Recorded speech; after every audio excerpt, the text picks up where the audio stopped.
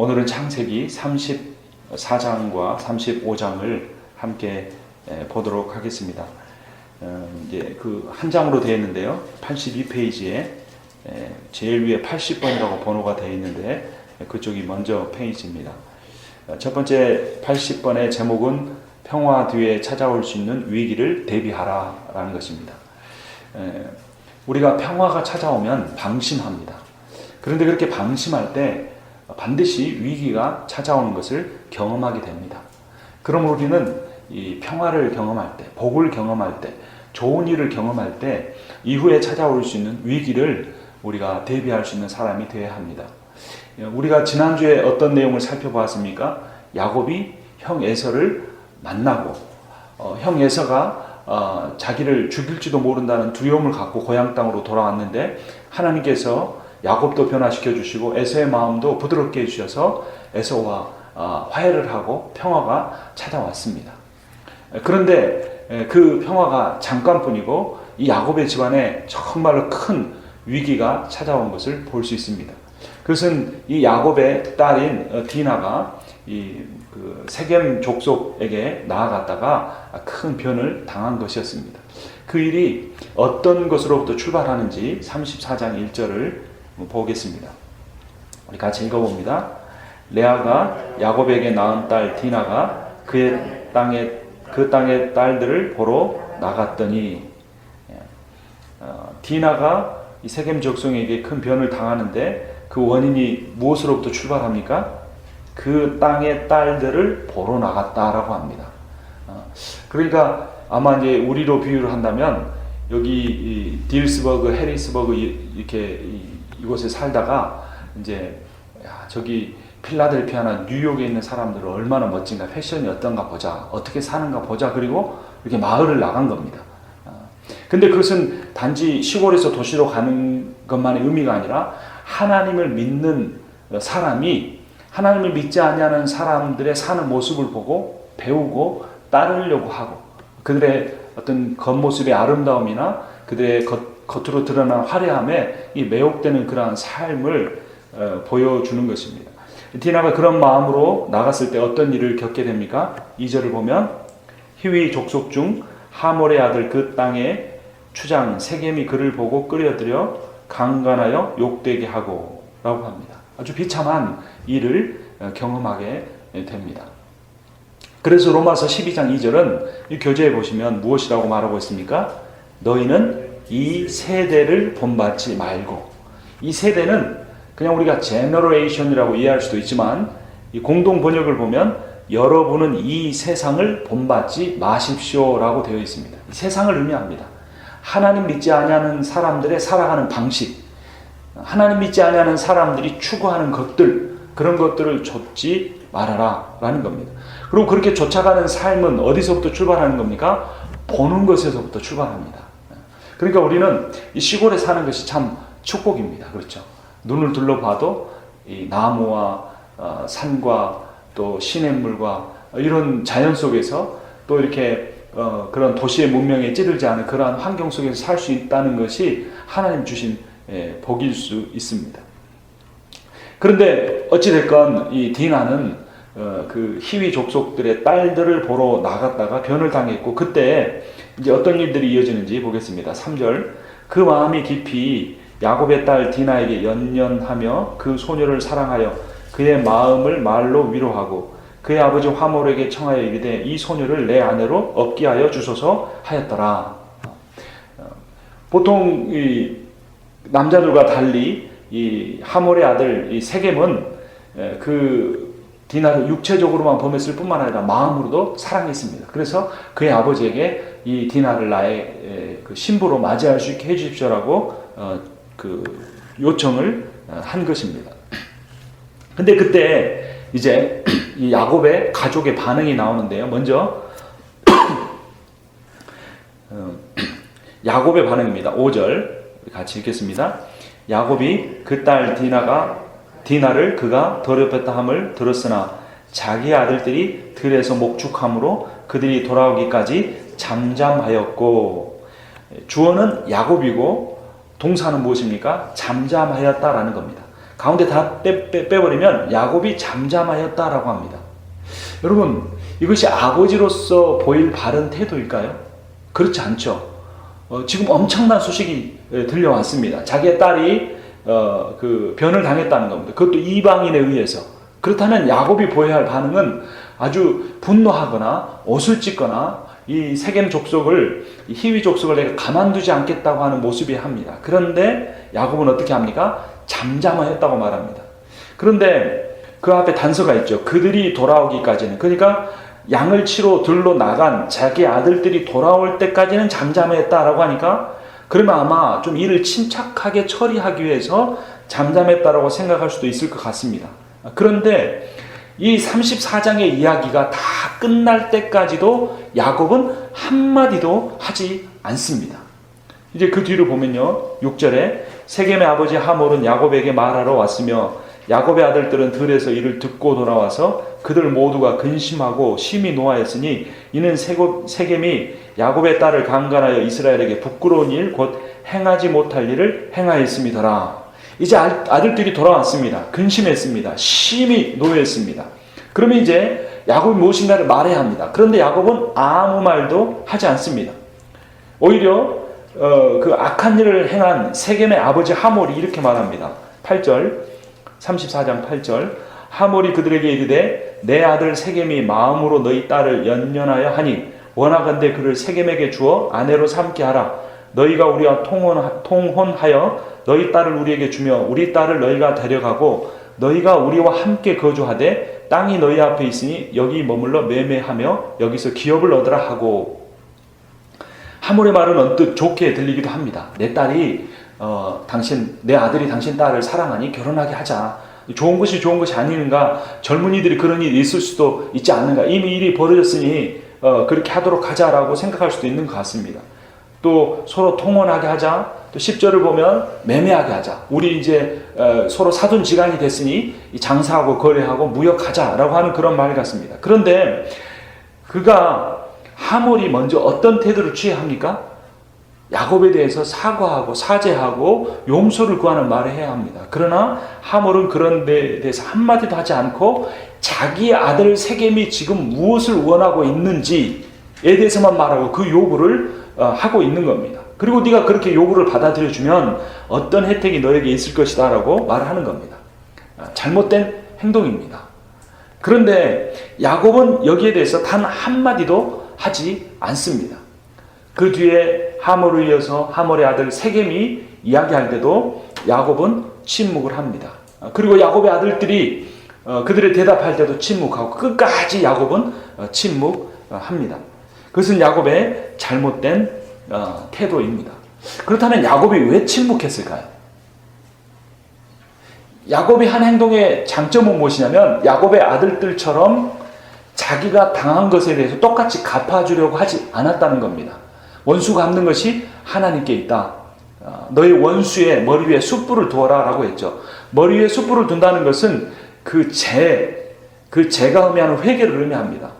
내가 악한 일을 당했어도 악으로 악을 갚지 아니하면 악을 심판하신 하나님께서 내게 악을 행한 자들을 심판해 주신다는 겁니다. 그래서 그렇게 하나님이 정의로우신 분이라는 걸 믿으면 우리가 악한 일을 당해도 우리가 악으로 악을 갚지 않고 선으로 악을 이기게 됩니다. 그리고 하나님이 반드시 그 선한 자를 상 주시고 악한 자를 벌을 주십니다. 우리가 이렇게 하나님의 속성에 대해서 신뢰하면 맡길 수 있습니다. 야곱의 태도를 1차적으로는 그렇게 볼 수도 있습니다. 근데 사실은 성경의 뒷부분을 보면 야곱이 다른 모습을 보이는 걸 볼 수 있습니다. 여러분, 이 야곱의 아들 요셉이 형들에 의해서 구덩이에 빠지고 그 형들이 그들을 미디안 상인들에게 팔아버린 다음에 뭐라고 와서 거짓말을 합니까? 아버지의 사랑하는 아들 요셉이 짐승에 찢겨 죽었습니다 라고 합니다. 그때 야곱이 어떤 태도를 보였습니까? 옷을 찢고 통곡하면서 차라리 내가 죽었어야 할 것을 하면서 땅을 치면서 고통스러워합니다. 물론 죽은 것과 이 디나가 당한 같은 변은 좀 다르다고 볼 수 있지만 딸에게 있어서 그런 일, 수치스러운 일은 목숨을 잃은 것과도 마찬가지입니다. 그럼에도 불구하고 왜 야곱은 요셉에게 보인 태도와 이 디나에게 보인 태도를 달리했을까요? 그것을 그 단서를 34장 1절이 이렇게 말합니다. 보면 디나를 어떻게 소개하고 있습니까? 야곱에게 낳은 딸 디나가, 야곱이 낳은 딸 디나가 이렇게 말하지 않고 제일 앞에 어떤 사람의 이름이 나옵니까? 레아가 야곱에게 낳은 딸 디나가 라고 말합니다. 이건 성경 기자는 단어를 사용할 때 단 하나도 그냥 의미 없이 사용하지 않습니다. 이것은 야곱의 심리를 그대로 드러내주고 강조하기 위해서 일부러 기록한 내용입니다. 야곱은 레아를 어떻게 여겼다고 우리가 저번에 성경 공부할 때 살폈습니까? 미워하였다라고 했습니다. 근데 그 미워했다라는 그 단어가 언제 사용된 거냐면 요셉의 형제들이 요셉을 죽이려고 할 때, 아버지가 요셉만 예뻐하고 하는 그런 편애에 대해서 분노해서 요셉을 죽이려고 할 때 미워한다는 그 단어를 야곱이 레아에 대해서 갖는 감정에 대해서 사용했다는 겁니다. 야곱은 레아를 증오했습니다. 죽이고 싶어 했습니다. 왜냐하면 처음부터 라헬을 사랑하고 라헬을 위해서 7년 동안 열심히 봉사했는데 그 첫날 밤을 보내고 나서 눈을 떠봤을 때 자신의 옆에 누워있는 것은 이 라헬이 아니라 레아였습니다. 그래서 그 간교한 라반이 우리 고장에서는 이 둘째를 첫째보다 먼저 보내는 것이 맞지 않다. 만약에 네가 라헬을 얻기를 원하면 또 7년 얻기를 나와 계약하자. 이렇게 말했고 야곱은 울며 겨자 먹기로 또 7년을 일할 것으로 다짐하고 그 다음에 다시 라헬과 결혼하고 그 다음에 7년을 또 봉사해야 했던 것입니다. 그래서 야곱은 레아를 증오했습니다.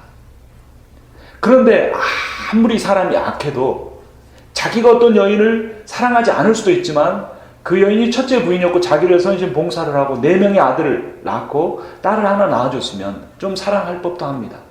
또 여자는 끝까지 사랑하지 못할지라도 그 여자가 자신을 위해서 낳아준 딸, 뭐 더 많은 딸이 있었겠지만 성경에 기록된 딸은 디나밖에 없는데 그 딸이 디나밖에 없으면 없다고 본다면 그 딸을 사랑할 법도 한데 사랑하지 않았던 겁니다.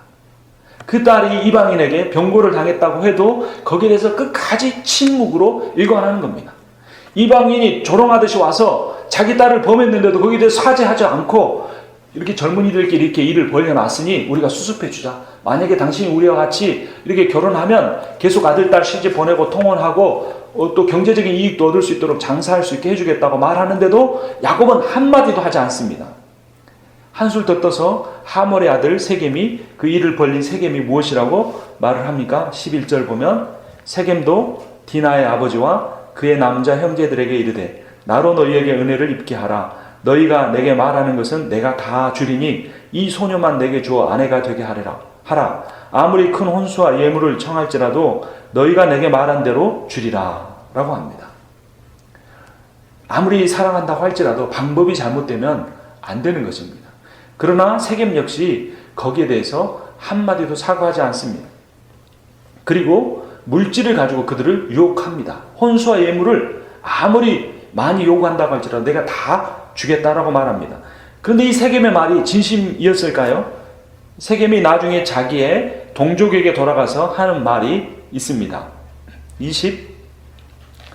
20절 하몰과 그의 아들 세겜이 그들의 성읍 문에 이르러 그들의 성읍 사람들에게 말하여 이르되 이 사람들은 우리와 친목하고 이 땅은 넓어 그들을 용납할 만하니 그들이 여기서 거주하며 매매하게 하고 우리가 그들의 딸들을 아내로 데려오고 우리 딸들도 그들에게 주자.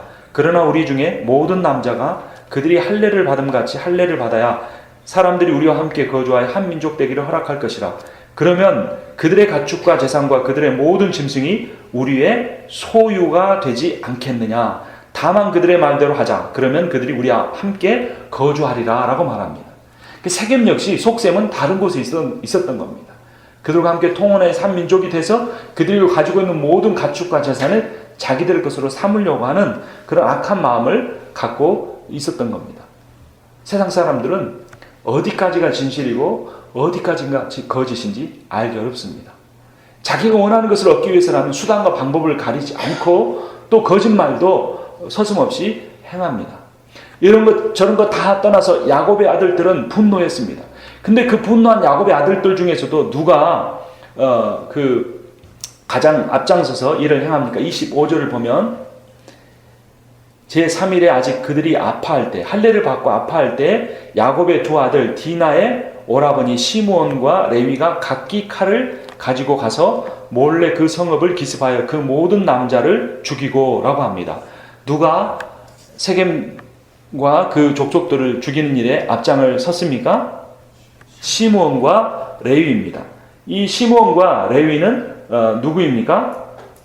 바로 레아가 낳은 4명의 아들 중에 두 사람입니다. 첫째 아들이 르우벤, 시몬, 레위, 유다.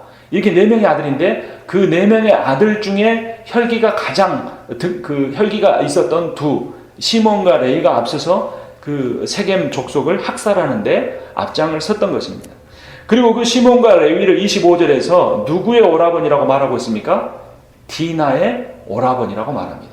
디나 역시 레아가 낳은 딸이고 시몬과 레위도 레아가 낳은 딸이어서 우리는 아버지의 사랑을 받지 못하는 자들이라는 그런 한 마음을 갖고 있었고, 그런 자신의 여동생 디나가 당한 일에 대해서 그들은 고통스러워하다가 결국 살인이라는, 집단 살인이라는 비극을 저질렀던 것입니다.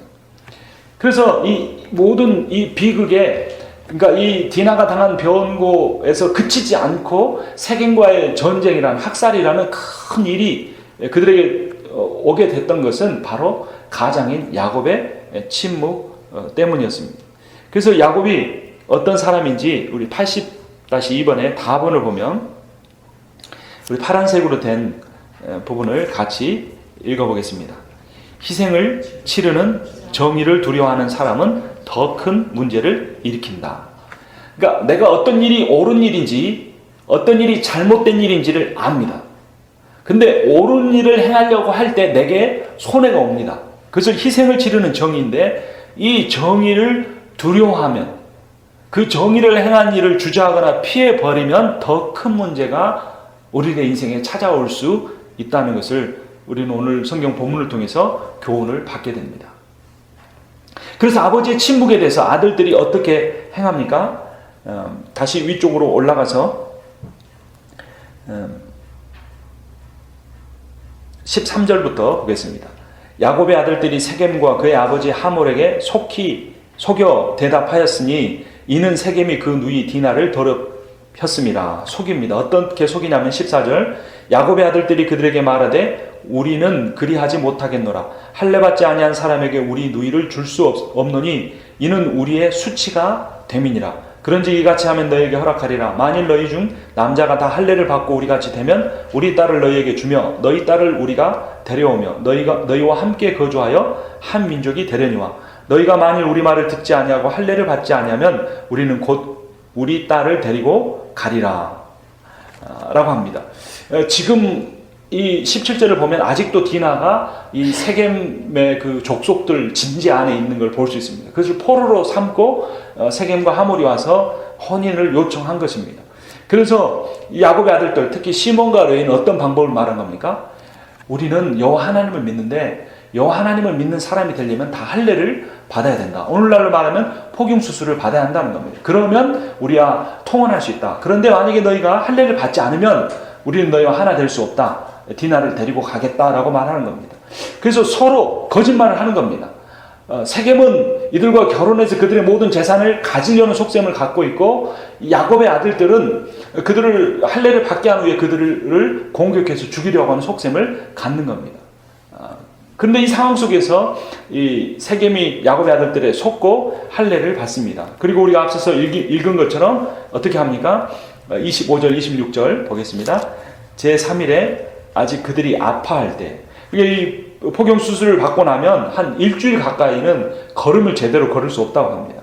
근데 아마 하루 이틀쯤 지났겠죠. 그때 야곱의 두 아들이 디나의 오라버니 시몬과 레위가 각기 칼을 가지고 가서 그 성읍을 기습하여 그 모든 남자를 죽이고, 이 고고학적 연구에 의하면 당시 이 세겜 족속의 성읍에는 500명에서 1000명 정도의 사람이 살았을 거라고 말합니다. 그럼 남자만 쳐도 한 300-400명, 성인 남자만 쳐도 되는데 그 많은 사람을 두 사람이 죽일 수는 없었을 겁니다. 그러니까 이 성경에는 대표로 시몬과 레위가 기록됐지만 이 야곱의 그 집안에 있는 종들을 데리고 가서 그들을 죽였을 겁니다. 비록 그들이 소수였다고 할지라도 이 세겜 족속이 할례를 받아서 움직일 수 없었기 때문에 그들을 죽이는 것은 어렵지 않았을 겁니다. 26절을 보면 칼로 하몰과 그의 아들 세겜을 죽이고 디나를 세겜의 집에서 데려오고, 야곱의 여러 아들이 그 시체 있는 성읍으로 가서 노략하였으니 이는 그들이 그들의 누이를 더럽힌 까닭이라.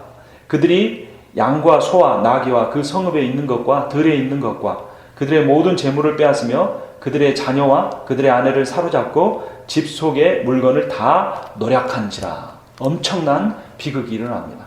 하나님의 백성이 이방인들을 속이고 보복한 정도가 아니라, 그 당시에는 자기가 당한 것보다 더 크게 갚아주는 그러한 잘못된 관습이 있었는데, 하나님께서는 동해 보복법을 명령하셨습니다.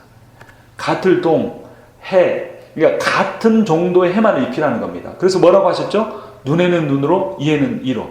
그러니까 누가 와서, 여러분 어떻습니까? 어렸을 때 가서 이렇게 그 손자가 이렇게 한 대 맞아 코피를 이쪽으로 한쪽으로 흘리고 오면 할머니가 뭐라고 그러십니까? 네가 오른뺨을 맞으면 왼뺨을 내밀지 너와 그냥 왔느냐, 이렇게 말하는 할머니는 한 분도 없죠. 뭐라고 그러시죠? 너 그냥 맞고 돌아왔어? 이 할머니가 교회 권사님이어도 상관이 없어요. 너 그럼 네가 한쪽 코피를 흘렸으면 너 걔는 쌍코피를 터뜨리고 와야지. 너 가만 놔뒀어? 내가 힘이 없어서 안 돼요. 그러면 옆에 있는 돌이라도 들어 그냥 머리를 내리치지 그랬어. 이렇게 우리 옛날 할머니들이 뭐 다는 아니지만 뭐 그렇게 가르치기도 하시죠, 간혹. 그런데 이 딱 그 짝인 겁니다. 그래서 하나님께서 이스라엘 백성에게 명령하시는 겁니다. 동해보복법. 눈에는 눈으로, 이에는 이로 갚아라. 그러니까 오늘날 그리스도인들이 또 이거를 악용을 합니다. 그래서 어떤 분이 와서 나에게 말 한마디 딱 가시돋친 말을 하고 하면 딱 마음에 품었다가 하나님 말씀을 철저히 지킵니다. 그래서 기회를 봐서 딱 포착이 되면 가서 한마디를 딱 쏴줘서 제가 주님 눈에는 눈으로, 이에는 이로 갚았습니다. 이렇게 말하는 겁니다. 근데 그 말은 어떤 배경에 사용이 됐냐면, 한쪽 눈을 이렇게 쳐가지고 멍이 들면은 그 당한 식구들이 우르르 몰려가가지고 그 눈을 그냥 빼버리는 겁니다. 아니면 두 눈을 멍들게 만들든지. 그 시대가 너무나 악하니까 하나님께서 그 악이 계속 번지는 걸 막기 위해서 네가 아무리 그 사람에게 당한 대로 갚는다고 할지라도 네가 당한 것보다 더 갚지는 말아라라는 의미로 눈에는 눈으로, 이에는 이로 갚아라라고 한 겁니다. 그래서 예수님께서 그 구약 성경의 말씀을 의미를 제대로 해석하면서, 그러나 이 시대는 그렇지 아니하니 너희가 어떻게 해라? 오른뺨을 맞거든 왼뺨을 돌려대라 라고 말하는 겁니다. 여러분, 오른뺨을 어떻게 해야 때릴 수 있습니까? 오른손으로 때리는데 오른뺨을 때리려면 이쪽에 있으니까 이렇게 때리는 겁니다. 근데 손등으로 때리는 것은 완전한 모욕입니다. 그러니까 완전한 모욕을 당했는데 그냥 맞는 게 아니라, 실수로 싸우다가 맞고 때린 게 아니라 모욕하면서 때렸는데도 왼뺨을 돌려대는 것, 원수로 갚지 않는 것, 악을 악으로 갚지 않는 것이 원래 눈에는 눈으로, 이에는 이라는 말씀의 의미다라고 가르쳐 주신 겁니다. 그런데 야곱의 아들들은 그 동생이 물론 비극적인 일을 당했습니다.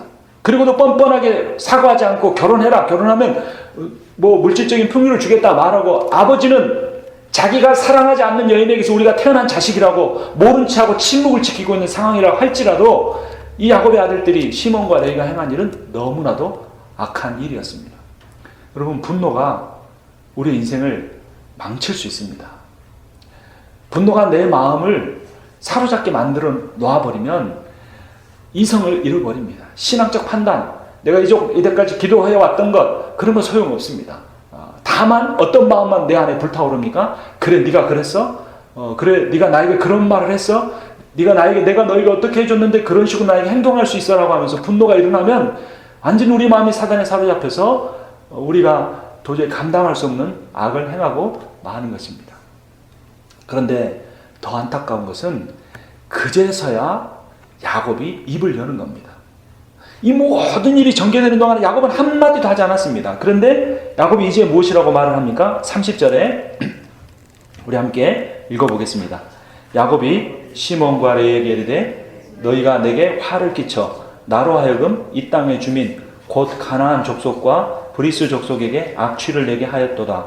나는 수가 적은즉 그들이 모여 나를 치고 나를 죽이리니 그러면 나와 내 집이 멸망하리라. 야곱의 말에 나라는 단어가 몇 번 사용된 것 같습니까? 너희가 내게 화를 끼쳐 나로 하여금 또 악취를 내게 이건 아니죠. 나는 수가 적은즉 그들이 모여 나를 치고 나를 죽이리니 그러면 나와 내 집이 멸망하리라. 7번이나 사용합니다. 참 이런 아버지 참 부끄러운 아버지죠. 그 자기 딸이 병고를 당했을 때 한마디도 하지 않았습니다. 자기 아들들이 칼을 들고 할례 받은 자를 죽이러 갈 때도 말리지 않았습니다. 그런데 이제 세겜 족속이 이렇게 자기 아들들에서 죽게 되자 그 당시에 부족들은 다 동맹체였습니다. 그래서 한 부족이 당하면 그 주변에는 7, 8 부족들이 다 몰려와서 그 원수를 갚아주는 겁니다.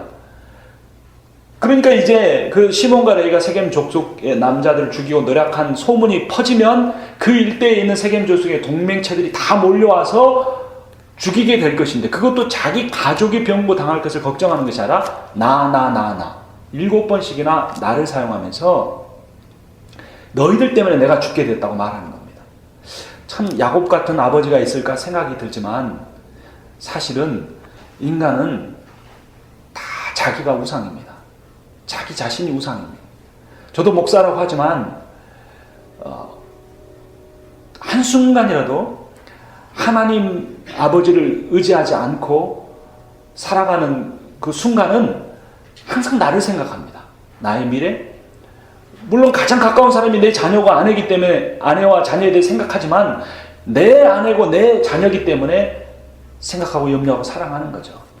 만약에 가족관계 안에서도 내게 어떤 이익관계가 오고 가면 얼마든지 제가 이기적이 되고 제중심적이 되고 제 걸 먼저 챙기는 그런 모습일 겁니다. 인간은 다 그렇습니다. 야곱이라는 사람은 이 야곱이라는 인간이 문제가 있는 것이 아니라 야곱은 인간의 전형입니다. 야곱은 이스라엘 백성의 조상이고 왜 하나님이 야곱을 택했겠습니까? 야곱이 가장 타락한 아담다운 아담이기 때문에 인간다운 인간이기 때문에 야곱을 택한 겁니다. 모든 인간을 대표할 수 있는 그런 인간의 전형적인 모습을 갖고 있기 때문에 그런 것이지 야곱이라는 한 사람이 문제가 있는 것이 아닙니다. 그래서 이 야곱이 보여준 이 잘못된 모습, 자신이 손해를 볼 수 있는 정의에 대해서는 정의를 실행하는 일에 대해서는 침묵하다가 그 일이 일파만파로 번져서 그 피해가 자신에게 돌아오게 되자 아들들을 꾸짖고 있는 그런 아주 부끄러운 모습을 보여주고 있습니다. 그때 그들이 무엇이라고 말합니까? 31절 그들이 이르되 그가 우리 누이를 창녀같이 대우함이 옳으니까. 창녀라는 의미는 돈의 대가로 어떤 관계를 맺는 여자를 의미합니다. 그러니까 그 세겜이 와서 한마디도 사과하지 않고 잘못을 뉘우치지도 않고 우리와 통혼하면 경제적인 이익을 주겠다고 말한 그런 전반적인 일에 대해서 말을 하는 겁니다. 그러니까 이 말은 뭐냐면 아버지 당신이 이 하몰과 그의 아들 세겜이 와서 우리 누이를 그렇게 범하고 한마디도 사과하지 않고 경제적인 거에 대해서 이야기할 때는 한마디도 침묵하지 않고 있었는데 당신의 그 침묵이 옳은 것입니까? 라고 따져 묻는 그런 의미를 갖습니다. 그 말에 대해서 야곱은 다시 침묵합니다. 자신이 할 말이 없는 겁니다. 그래서 이 야곱의 그런 침묵과 야곱의 아들들의 시몬과 레위의 잘못된 행동을 통해서 야곱의 집안에 위기가 찾아오고 결국 이 야곱의 집안이 멸망하게 되면 하나님께서 아브라함을 택하시고 이삭을 택하시고 야곱을 택하셔서 내 백성을 이루게 하겠다고 한 하나님의 언약이 흔들리게 됩니다. 인간 야곱의 행동을 봐서는 얼마든지 그들이 멸망당해도 싸지만 문제는 무엇입니까? 하나님의 약속입니다. 그 하나님의 약속을 지키시기 위해서 하나님이 어떻게 행동하시는지 한번 보겠습니다. 35장 1절에 하나님이 야곱에게 이르시되 일어나 베델로 올라가서 거기 거주하며 내가 내 형 에서의 낯을 피하여 도망하던 때 내게 나타났던 하나님께 거기서 제단을 쌓으라 하신지라. 베델로 올라가라 라고 합니다. 베델이 어떤 의미였습니까? 베트가 집이고 엘이 하나님이라고 했죠. 하나님의 집이라고 명명한 곳. 야곱이 형 에서의 낯을 피하여 도망갈 때, 돌베개를 베고 잘 때, 두려움과 추위에 떨며 잠들었을 때 하나님께서 비전을 보여주셨죠. 천사들이 사닥다리에서 오르락 내리락 하면서 땅에 돌베개를 베고 자는 야곱의 모습을 한번 보고 하늘로 올라가서 하나님의 품에 안겨 있는 야곱의 모습을 한번 오르락 내리락 하면서 그 비전을 통해서 무엇을 가르쳐 주셨습니까? 이 땅에 사는 동안 우리가 우리 연약함과 우리 욕심과 우리의 잘못으로 인해서 두려움과 걱정과 근심에 쌓여 살아가지만 하나님은 이미 어떤 비전을 갖고 계시는 겁니까? 우리를 하나님의 품에 안으시고 우리가 이 세상에서는 경험할 수 없었던 평안과 기쁨과 행복을 누리며 살게 하시 그 비전을 미리 보여주시는 겁니다. 그래서 우리는 이 땅에 우리의 현재의 모습을 보는 것이 아니라 하나님이 태초부터 가셨던 우리를 향한 그 놀라운 아름다운 계획을 우리가 바라보고 소망하면서 살아야 하는 겁니다. 그래서 땅을 보지 않고 하늘을 보며 사는 사람은 지금의 내 처지가 힘들고 어려울지라도 늘 기뻐하면서 희망을 가지면서 살 수 있습니다. 하나님께서 왜 베델로 부르시는 겁니까? 지금 다시 야곱은 두려움에 빠졌습니다. 다시 야곱은 염려에 빠졌습니다. 두려움과 염려뿐만 아니라 에서가 야곱을 쫓아왔던 것처럼 이제 세겜의 부족 연맹체가 야곱을 쫓아오는 그 상황 속에 있어서 하나님 다시 처음 만나주셨던 베델로 야곱을 부르시는 것입니다. 그래서 그 부르시는 곳에서 어떻게 하라고 말씀하십니까? 제단을 쌓으라 라고 말씀하십니다. 그때 이제 야곱이 깨달음을 얻고 그 베델로 올라가기 전에 어떤 행동들을 합니다. 2절 말씀 함께 읽겠습니다. 야곱이 이에 자기 집안 사람과 자기와 함께한 모든 자에게 이르되 너희 중에 있는 이방 신상들을 버리고 자신을 정결하게 하고 너희들의 의복을 바꾸어 입으라. 모든 집안 사람들을 모아놓고 명령을 했습니다. 3가지. 이방 신상을 버려라. 2번째, 자신을 정결하게 해라. 3번째, 의복을 바꾸어 입어라 했습니다. 여러분, 이방 신상을 버려라 라는 말에는 어떤 사실이 전제되어 있습니까? 지금 야곱의 식구들이 뭘 가지고 있다는 겁니까? 이방 신상을 가지고 있다는 겁니다. 그러니까 이제까지 야곱이 뭘 묵인하고 있었던 겁니까? 자기의 가족들이 이방 신상을 가지고 있는 것을 묵인하고 있었습니다. 하나님의 약속을 베델에서 받고 그 약속 때문에 바단 아람에 가서 그 자기의 삼촌 라반에게 많은 부를 얻어서 왔음에도 불구하고 자신의 가족들이 가지고 있는 우상들을 다 제하여 버리게 야곱이 하지 않은 겁니다. 그러면 이 우상들은 어디서 가져온 걸까요? 2가지를 생각해 볼 수 있는데, 하나는 라헬이 그 자기 아버지의 드라빔을 가지고 이렇게 안장 밑에 숨겨놓고 있었었죠. 그런 걸 볼 때 다른 가족들도 우상을 거기서부터 가져왔다고 생각할 수도 있습니다. 또 하나는 시몬과 레이가 세겜 족속들을 쳐서 죽일 때 그들이 가지고 있던 우상을 가져와서 세겜 족속들이 누렸던 부와 그런 복들을 누리려고 생각했는지도 모릅니다. 어쨌든 야곱은 위기에 직면하게 되자 자신이 무엇을 없애야 하는지를 분명하게 깨닫게 된 것입니다. 여러분, 사람이 경건한 것 같지만, 사람이 거룩해 보이지만, 사람은 위기를 당하지 않으면 하나님 앞에 그 피조물답게 서지 않습니다. 하나님 앞에 자신의 죄인됨을 인정하지 않습니다. 정말로 자신이 할 수 없다고 생각됐을 때, 정말로 내가 하나님, 지금도 내가 바닥이라고 생각할지 모르지만, 이만큼 온 것도 다라고 생각할지 모르지만, 아직도 내 마음 속에, 내 삶 속에, 내 인격 속에, 내 행동 속에, 내 말 속에 하나님 앞에 완전히 낮아지는 부분이 없다면 하나님 우리를 더 고난으로 이끄실 수도 있습니다. 그러면 우리가 그런 생각이 들죠. 왜 나만? 아니, 나보다 더 악한 사람도 많고, 나보다 불의를 행한 사람, 더 많이 행하는 사람도 많고, 나보다 더 하나님 아버지께 봉사하지 않는 사람도 많는데 왜 나만? Why me? 라고 말할 수 있습니다. 그렇죠? 저희 아들들 이렇게 야단치거나 때리면 늘 아이들이 그렇게 말해요. 왜 나한테만 그래? 형한테는 안 그러. 형아 더 많이 먹었는데 왜 나만 못 먹게 하냐? 형아는 더 아빠한테 저번에 게으르었는데 왜 나한테만 그러냐고. 우리 아이들이 그래요. 아이들 키우면서 우리 아이들이 거울입니다. 딱 제 얼굴. 어렸을 때 얼굴 모습만 보여주시니까 지금의 제 영적인 모습도 그대로 보여줍니다. 옛날 우리말에 어떤 속담이 있죠? 미운 놈 떡 하나 더 준다라는 겁니다. 또 그러면 반대로 하면 뭡니까? 사랑하는 놈은 어떻게 하겠습니까? 매 하나를 더 들죠. 사랑하는 아들에게는 딸에게는 매를 하나 더 들겠죠. 야곱이 그런 생각할지 모르겠어요. 왜 하필 나를 택해가지고 이스라엘로 삼는다고 하더니 나를 이렇게 고생시키시고 이렇게 나를 힘들게 하는지 모르시겠다고 생각할지도 모릅니다. 그러나 야곱이 하나님께 택함 받음으로 인해서 받게 된 복들은 그가 인생에서 당한 고난과 비교할 수 없을 만큼 놀랍고 아름답고 귀한 것들입니다. 그런 복들이 오늘날까지 이스라엘 백성들에게까지 이어지지 않습니까? 우리가 하나님 앞에 택함 받았다는 것은 이 땅에서 잘 먹고 잘 살고 잘 되고 아무 문제 없이 행복하게 산다는 그런 이야기가 아닙니다. 우리나라 옛날 이야기의 마지막 끝에 항상 행복하게 잘 먹고 잘 살았더라 이렇게 끝나는 것이 아니라 우리가 하나님 믿기 때문에 더 고난도 당하고 내가 하나님 믿기 때문에 더 훈련도 받고 내가 하나님 믿기 때문에 남들이 안 당하는 더 어려운 일도 행하고 하나님 믿기 때문에 더 봉사도 하고 더 섬기기도 하고 물질적으로 더 아끼며 살기도 하고 그렇게 그런 삶을 살게 된다는 겁니다. 여러분 이 세상이 어떻습니까? 선으로 가득 차 있습니까? 악으로 가득 차 있습니까? 악으로 가득 차 있습니다.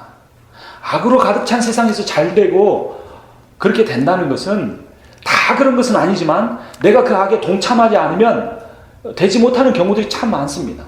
그러니까 다 그런 건 아니지만 우리가 이 땅 가운데서 내가 잘 되고 잘 먹고 잘 살고 아무 문제도 없이 살면 하나님께서 복 주셨다고 교회 다니는 사람들이 많이 말을 하지만 그것이 세상의 악에 동참함으로써 얻는 그런 어떤 세상적인 복이 아닌가를 오히려 더 두려워해야 합니다. 그리고 오히려 내가 고난당하고 어려움당하고 힘들게 살면 이것을 통해서 하나님이 나를 겸손하게 만드시고 참 인간은 연약하다. 참 인간은 죄 지을 수밖에 없다. 참 인간은 자기가 다 잘난 체하면서 살지만 정말 이 손끝 하나만 여러분 못으로 찔려도 얼마나 고통스럽고 어찌할 바를 모르지 않습니까? 우리는 그런 아픔을 겪을 때 시련을 당할 때 하나님 앞에서 겸손하게 되고 정말 내가 피조물임을 인정하게 되고 전능하신 하나님을 찾게 되고 하나님의 은혜를 구하게 되고 그 다음에 얻는 아주 작은 것에 대해서도 주님이 하셨습니다. 하나님이 은혜를 주셨습니다. 하나님이 나를 날마다 보살펴 주셔서 내가 이렇게 살아갑니다라고 하는 겸손한 태도를 우리가 가질 수 있게 된다는 겁니다. 그래서 야곱은 지금 계속해서 침묵하다가 자기에게 위기가 닥쳐오니까 아들들한테 이놈들아 너희들 잘못해서 내게 어려움이 왔다라고 말하는 상황 중에 천둥이 치는 것 같은 하나님의 음성을 들은 겁니다. 야곱아 베델로 올라와라. 네가 형 에서의 낯을 피하여 다니던 그때에 나를 만난 그 자리 베델로 올라오라 라고 말씀하셨습니다. 하나님 우리에게 말씀하십니다. 네가 나를 가장 깊이 만나고 가장 뜨겁게 만났던 그때의 그 모습으로 돌아와라. 그렇게 뜨겁게 기도하고 매어 달리고 간절하게 찾던 그때로 돌아오라 라고 하나님이 말씀하시는 겁니다. 이 하나님의 음성은 듣지는 못하고 영적인 귀는 듣지 못하고 내 눈앞에 다가와 있는 어려움과 고통만 가지고 하나님 앞에 계속해서 불평하고 있으면 안 되는 겁니다. 야곱이 당한 것처럼 지금 원수가 쫓아오는 상황 가운데 있다고 할지라도 영적인 귀를 열고 베델로 올라오라고 하는 하나님의 음성을 들어야 합니다. 그러면 지금 내게 닥친 위기가 하나님의 형벌이 아니고 하나님이 더 큰 복을 주시기 위해서 나를 잠시 연단한다는 것을 우리가 깨닫게 됩니다. 그때까지 이방 신상을 버리지 못했던 야곱이 하나님이 베델로 올라오라는 말씀을 듣고 모든 우상을 버립니다. 우리가 하나님께 나아가는데 가장 큰 방해물은 우상입니다. 돈이라는 우상, 성공이라는 우상, 사람의 칭찬과 인정이라는 우상, 자녀라는 우상, 배우자라는 우상, 교회라는 우상, 그 모든 우상을 버려야 합니다. 그 다음에 더러움을 버리고 정결함을 입으라라고 가족들에게 말합니다. 우리의 죄를 회개하는 일이 있어야 합니다. 그리고 너희들의 의복을 바꾸어 입으라라고 합니다. 의복을 바꾸어 입으라는 것은 어떤 의미일까요? 38페이지 다섯째 줄에 에베소서 4장 22절에서 24절 함께 읽겠습니다. 너희는 유혹의 욕심을 따라 썩어져 가는 구습을 따르는 옛사람을 벗어버리고 오직 너희의 심령이 새롭게 되어 하나님을 따라 의와 진리의 거룩함으로 지으심을 받은 새 사람을 입어라. 옛사람을 벗어버리라. 옛사람을 옷에 비유한 겁니다. 이전에 입던 옷을 벗어버리는 행위가 어떤 의미를 갖는 겁니까? 유혹의 육심을 따라 썩어져가는 구습을 좇는 것.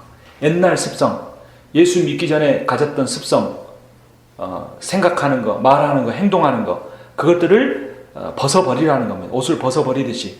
그리고 우리의 심령을 새롭게 해야 합니다. 날마다 새롭게 해야 합니다. 지난주에 했으니까 되는 게 아니고 날마다 해야 합니다. 오늘 아침에 했으니까 되는 게 아니고 매 시간마다 우리는 심령을 새롭게 해야 합니다. 그러면서 의와 진리와 거룩함의 새 옷을 입어야 합니다. 그래서 이것은 겉의 모습을 바꾸는 겁니다. 우리 라본의 밑에 네모가 있죠. 그 부분을 우리 한번 같이 읽어보겠습니다. 겉모습의 변화가 내면을 보장하는 것은 아니지만 내면이 변화되면 겉모습도 바뀐다. 겉모습이 바뀌었다고 그 사람이 내면까지 변화됐다고 말할 수는 없습니다. 그런데 내면이 변화되면 반드시 겉모습이 변하게 되어 있습니다. 내가 주님과 깊은 인격적인 교제를 하게 되면 말이 변화되고 생각이 변화되고 행동이 바뀌어집니다. 그리고 그렇게 할 때에, 그리고 이제 야곱이 하나님 명령을 좇아서 베델로 나아가려고 할 때에 어떤 일이 벌어지는지 3절 4절 봅니다. 우리가 일어나 베델로 올라가자. 내 환난 날에 내게 응답하시며 내가 가는 길에서 나와 함께 하신 하나님께 내가 거기서 제단을 쌓으려 하노라 하매. 4절 5절 같이 읽습니다. 그들이 떠났으나 하나님이 그 사면 거울들로 크게 두려워하게 하셨으므로 야곱의 아들들을 추격하는 자가 없었더라. 기적이 일어나는 겁니다. 하나님 말씀에 순종할 때 기적이 일어납니다. 빨리 도망갈 갈 시기에 우상을 없애고 정결의식을 행하고 옷을 갈아입으면 적들의 표적이 되기가 쉽습니다. 그런데 기적이 일어났습니다. 그 일을 다 행하고 베델로 갔음에도 불구하고 대적들이 쫓아오지 않은 겁니다. 왜 그렇습니까? 하나님께서 그 사면 고울들의 사람들로 크게 두려워하게 하셨으므로 그런 놀라운 기적이 일어난 겁니다.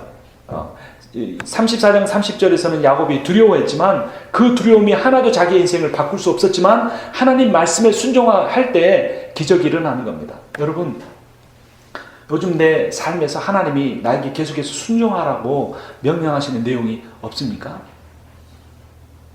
그것이 오랫동안 미루어 나왔던 일이라고 할지라도 순종해 보십시오. 그때 반드시 하나님께서 기적의 첫 걸음을 걷게 하실 겁니다. 그렇게 하나님께서 대적들을 막아주셔서 그들이 베델로 가고 거기서 7절 그가 거기서 제단을 쌓고 그곳을 엘 베델이라 불렀으니 이는 그의 형의 낯을 피할 때 하나님이 거기서 그에게 나타나셨습니다. 베델을 엘 베델이라고 바꾸어 불렀는데 엘이 무슨 뜻이라고 했습니까? 하나님이라고 그랬죠. 그러니까 베델은 하나님의 집인데 그러니까 엘 베델은 하나님의 집에 나타나신 하나님이라는 그런 의미입니다. 그래서 다시 한번 야곱은 자신의 자녀들과 함께 하나님을 만나는 경험을 했습니다. 여러분, 인생의 가장 큰 복은 하나님을 만나는 겁니다. 인생의 가장 큰 복은 하나님이 살아계시는 것을 느끼며 사는 겁니다. 내 삶에 고통이 있느냐 없느냐 그게 중요한 게 아니고 내가 원하는 만큼 부를 쌓느냐 못 쌓느냐 그게 아니고 내가 원하는 어떤 사회적인 지위를 얻었느냐 못 얻었느냐 그것이 중요한 게 아니고 내가 하나님을 보면서 사는가, 하나님과 동행하며 사는가, 하나님의 그런 어떤 음성을 들으며 사느냐 못 사느냐 이것이 그리스도인의 가장 귀한 복의 척도라는 겁니다. 근데 오늘날 기독교를 믿는 많은 교회들이 그런 이 복음의 핵심을 변질시켜서 하나님을 통하여 얻는 복, 그것에 목숨을 걸고 그것을 위해서 사는 마치 기독교가 그것을 얻게 해주는 종교처럼 오해하게 만듭니다. 물론 하나님은 자신의 자녀를 사랑하기 때문에 필요할 때 재물을 채워주시고 필요할 때 질병을 고쳐주시지만 문제는 우리가 하나님으로부터 받는 그 복을 그 복 주시는 하나님보다 더 중요하게 여길 때 그 복이 우상이 되고 그 우상이 나를 하나님과 나 사이의 관계를 가로막는 가장 큰 장애물이 된다는 겁니다. 그렇기 때문에 우리가 고난을 지나가면서 이런 우상들을 제거하고 하나님을 더 깊게 만나게 됩니다. 근데 그 뒤에 보면 이상한 구절이 하나 있습니다. 8절에 리브가의 유모 드보라가 죽음에 그를 베델 아래에 있는 상수리 나무 밑에 장사하고 그 나무 이름을 알론 바굿이라 불렀더라. 왜 갑자기 리브가의 유모가 죽은 이야기가 나올까요? 근데 여러분, 리브가가 죽은 이야기는 성경에 나오지 않습니다. 리브가의 시어머니인 사라가 죽는 이야기도 나오고 리브가의 며느리인 라헬이 죽는 이야기도 나오는데 리브가가 죽는 이야기는 안 나옵니다.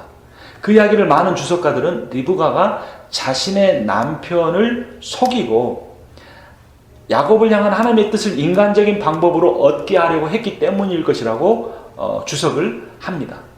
그래서 리브가가 야곱을 보낼 때는 뭐라고 하면서 보냈냐면 며칠 후면 너를 보게 되리라 그랬습니다. 근데 야곱은 며칠 후가 아니라 20년 만에 돌아왔습니다. 그리고 20년 만에 돌아온 아들 야곱을 보지도 못하고 리브가는 죽었고 성경은 그 리브가의 죽는 이야기도 기록하지 않고 대신 그녀의 유모인 드보라의 죽는 이야기를 기록하고 있습니다. 그래서 우리가 인간관계에 있어서 우리가 행해야 될 일들을 바르게 행하는 것이 얼마나 중요한 것인가를 알 수 있습니다. 그때 이제 야곱이 베델에서 제사를 마치고 돌아오는데 하나님이 야곱을 다시 만나 주십니다. 그리고 이런 일이 일어납니다. 9절, 야곱이 밧단 아람에서 돌아오매 하나님이 다시 야곱에게 나타나사 그에게 복을 주시고 하나님이 그에게 이르시되 내 이름이 야곱이지만은 내 이름을 다시는 야곱이라 부르지 않겠고 이스라엘이 내 이름이 되리라 하시고 그가 그의 이름을 이스라엘이라 부르시고 하나님이 그에게 이르시되 나는 전능한 하나님이라 생육하고 번성하라 한 백성과 백성들의 총회가 내게서 나오고 왕들이 내 허리에서 나오리라.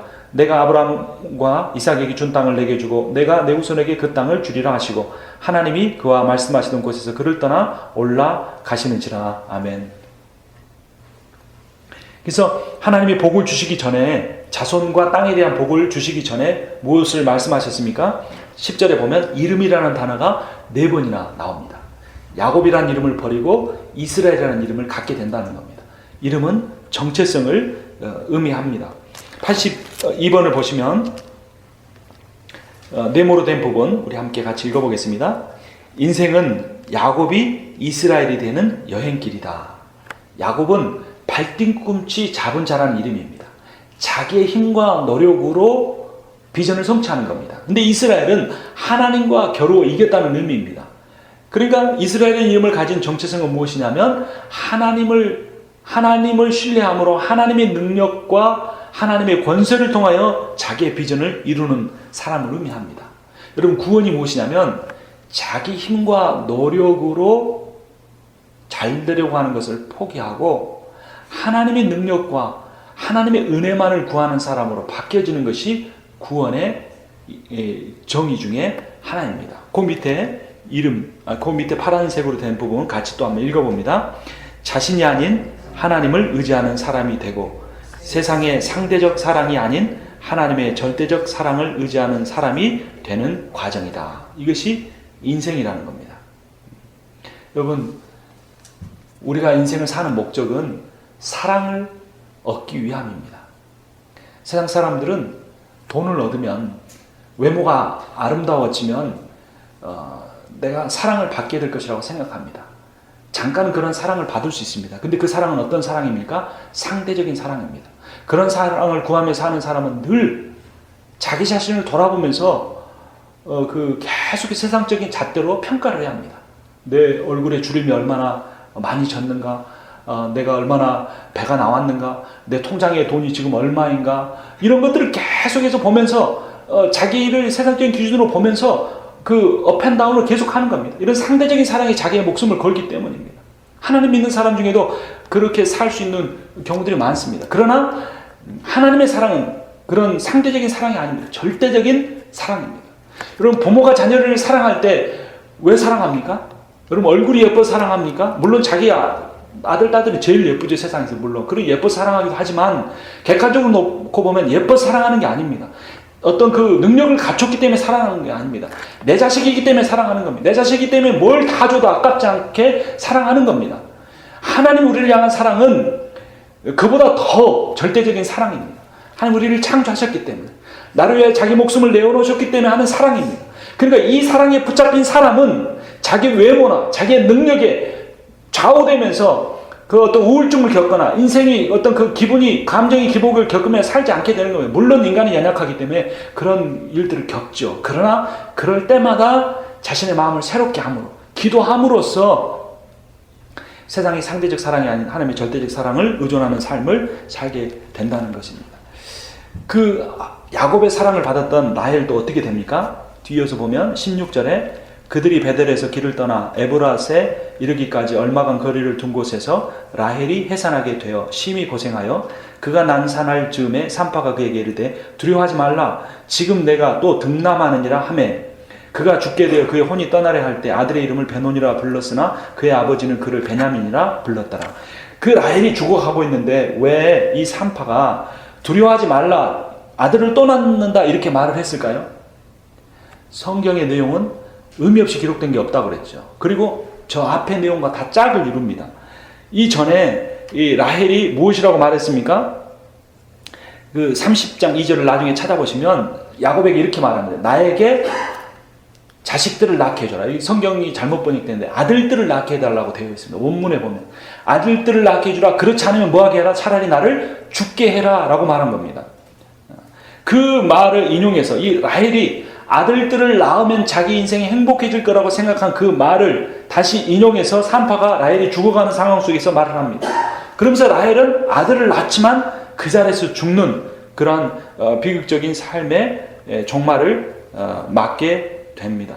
또 한 가지는 라헬이 그의 아버지 라반의 드라빔을 훔쳐왔는데 야곱이 누가 그 드라빔을 훔쳤는지 모르는 상황 속에서 라반에게 화를 내면서 이렇게 말합니다. 누구든지 그것을 훔쳐간 자가 있으면 반드시 그 자는 죽어야 하리라 라고 말했습니다.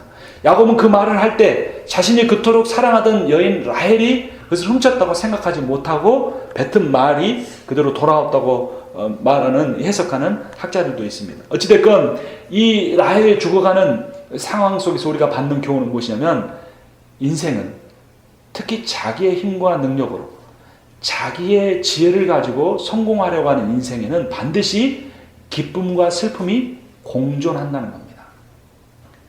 야곱은 가장 인간적인 지혜를 가지고 있는 전형적인 사람입니다. 우리 중에 아무리 똑똑해도 야곱처럼 처세술에 능하고 돈 버는 일에 능하고 자기의 안전을 추구하는 데 능한 사람은 없습니다. 그런데 또 하나의 아들을 얻는 그 상황 속에서 야곱은 자신의 사랑하는 라헬을 잃게 됨으로써 인간의 지혜의 한계를 경험하게 되는 것입니다. 여러분, 이 세상에는 반드시 기쁨과 슬픔이 공존합니다. 내가 무엇인가를 얻었다고 생각할 때 또 한편에서 무엇인가를 잃게 되는 것이 인생입니다. 영원한 기쁨과 슬픔이 없다고 하는 겁니다. 그런데 영원한 기쁨을 누리게 되는 날이 옵니다. 그것은 우리 주 예수 그리스도가 이 땅에 오시는 날입니다. 요한계시록에서는 분명히 그곳에서는 슬픔도 없고 아픔도 없고 고통도 없고 영원토록 하나님을 즐거워하며 사는 곳이라고 말해주고 있습니다. 그런데 성경의 많은 곳에서는 또한 그날이 아직 우리에게 오지 않았음에도 불구하고 그날을 소망하면서 아직 미래의 일이지만 너무나 확실한 미래이기 때문에 이미 내 삶에 실현된 것으로 믿고 사는 사람에게는 비록 그의 삶에 슬퍼할 만한 그러한 요소들이 있음에도 불구하고 그 슬퍼할 수밖에 없는 환경 속에서 기뻐하면서 사는 삶을 살 수 있다고 증거합니다. 이것을 성경 신학자들은 종말론적인 삶이라고 말합니다. 종말이 예수 그리스도가 가져오는 종말이 아직 우리에게 오지 않았지만 그 종말이 이미 완성된 것으로 믿고 사는 사람은 조금 아파도 괜찮습니다. 주님이 오시면 우리의 모든 이 질병들을 치유해 주실 것이기 때문에 좀 가난해도 괜찮습니다. 주님 안에 있으면 가장 부유한 사람이기 때문에 심지어 죽음을 당한다고 할지라도 두려워하지 않습니다. 왜냐하면 하나님 믿고 이 세상을 떠난 사람에게는 영생이 있기 때문에 죽는 것이 아니라 잠들었다라고 표현할 수 있고, 그러나 여러분, 죽음을 초월하는 종말론적인 삶을 사는 사람을 사단이 무엇을 가지고 그를 넘어뜨릴 수가 있겠습니까?